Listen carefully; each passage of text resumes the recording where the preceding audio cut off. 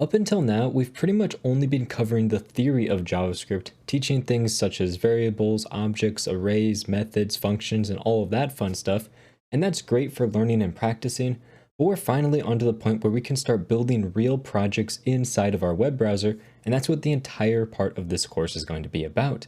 And in this very first video, we're going to talk about the different ways to load JavaScript onto your browser, because we've talked about the most basic way of loading so far, but there's actually two more ways of loading called async and defer.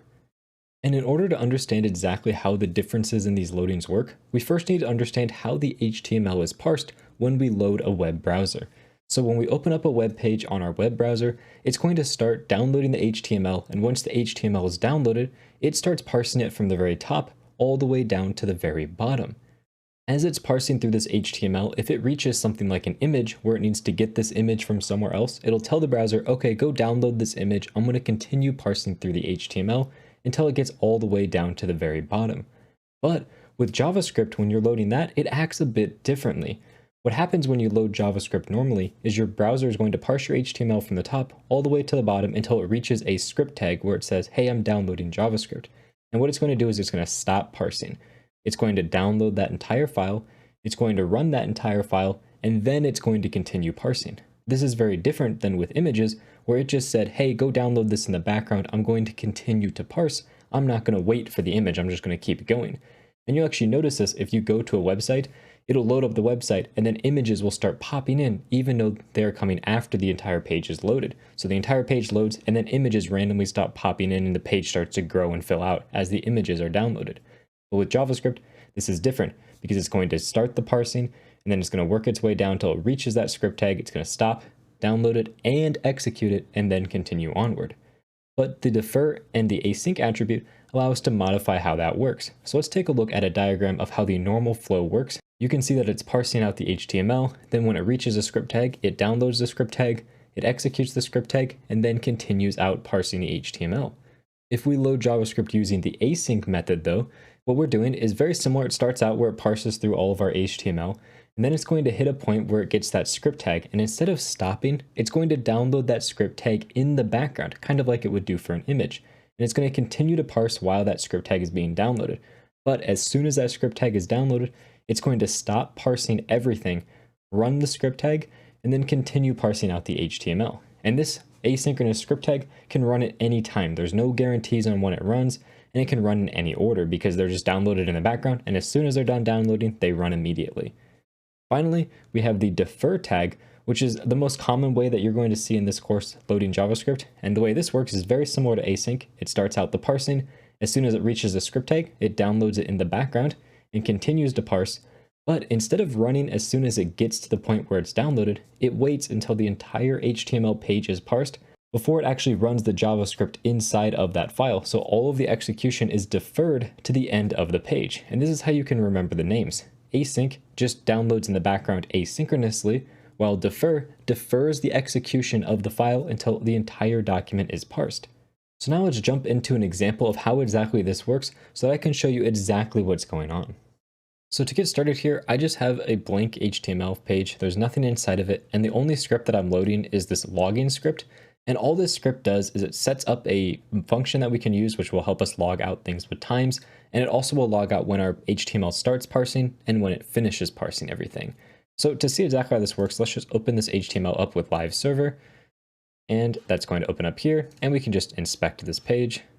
I want to make sure that this is on the right-hand side, minimize this, and put this on the left-hand side. Now, if we go over to our console, clear everything out, and then we just refresh this by clicking save, you'll see that it started the HTML parse at 0 milliseconds, and then at essentially 1 second later, it finished rendering out and parsing all of the HTML.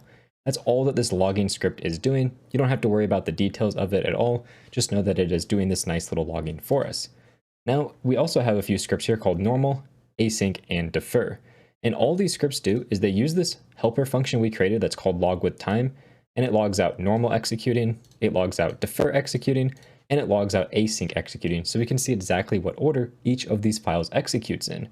So now let's just try loading these in, and we're going to load them all using normal script logic at first. So we'll just say here script, and we're just going to put, a source, and the source for this first one will be async.js. Next one we're going to want to do is defer.js. And then finally, we're going to have normal.js next. Let's just separate these by our title so you can say we have async, defer, and normal. And right now, all of these are being loaded using just the normal JavaScript loading logic because we haven't added anything extra to them. So when we save this, you're going to notice it's going to execute them perfectly in order. See async, defer, and normal. It executes in the order we define them. If we move this, for example, defer up here, now it's going to go defer, async, normal. And that's just because we're loading all of these using normal JavaScript logic. We aren't using async, we aren't using defer at all. These are all just normally loaded. So essentially what's happening is we're parsing our HTML. We get to the script tag, it pauses, executes, then goes down to the next script tag, pauses and executes, and then this one and pauses and executes, which is why you can see they all are occurring in order over here. What would happen though if we were to change these to be async? If we came in here and added the async attribute onto our script tag, now this says that we're going to have an async download of this. So let's just come in here and change just our async one here to have that async tag. We'll even put this at the very start. Now what happens when we run this is you'll notice it starts out here, render our HTML, then we have defer, then async, then normal. And if we render this a couple times, you may see that this async actually moves around in the position that it is in the page. This is especially apparent if we go to our network tab, click on online over here, and change this to, for example, fast 3G. This is going to slow down our network speed. And as you can see, if we save again, you can see it takes longer to load everything. And now you can see the order of where async is different than where it was before. And that's just because it's executing as soon as it's finished downloading. And since it takes so long to download this defer and normal script, async is executing before they actually get downloaded. While when we are on a very fast network, we come back over here, you'll see defer is actually executing before async, and that's just because, again, this downloads in the background, so then it started downloading defer, and it actually finished downloading defer before it finished downloading this async tag, which is why defer ran first, and then this async finished downloading before this normal finished downloading, so it started running, and then we got to normal and started running this after it finished downloading. Because of this inconsistency of where async is actually going to run, I generally don't use this async tag inside of any of my script tags because I don't know if this is going to be the first file that runs, the last file that runs, if it's going to run before my body finishes parsing. I don't know what it's going to do. It's completely random. It just is based on my download speed. So I generally don't like to use this async tag. This is why I generally use defer. So let's throw in defer here as our attribute. And what defer is going to do, like I mentioned, is it's going to download it, but it won't run this until after everything is parsed. So now if we click save, you can see here what happened is we started our parse. Our normal script executed very first because it finished downloading before our async tag did. Then our async executed because it finished downloading before we're done parsing. And then finally our defer executed last after our parsing was complete and before our document was completely ready and rendered out to the page. And no matter what we do, however many times we save this defer is always going to be the last thing that happens because it always occurs right before the document here is rendered. This is really nice because normally if you wanted to get this behavior where defer happened after all of our parsing, what you would need to do is you would need to move your script tag to the bottom of your body. Because this is something interesting. If we go into our normal.js, and here instead of trying to log out normal, we're also going to just console.log our body, which in our case we can get by calling document.body. This is an object document, and this tag body, this property here, just references our body tag here. And if we put this inside of normal and save, you're going to notice we get null being printed out. And the reason for that is that when normal runs, it stops parsing, right? So we come down here, we're parsing through parsing, we get to normal and we stop our parsing right here. Then we run it. We haven't parsed our body yet, so it has no idea what the body even is. While in defer, we wait till after we parse our body to actually run this. So if instead we console log our body inside of our defer here, now we save, you can see after defer, we're logging out the body and it actually has access to everything inside of our body. Our body tag is right here.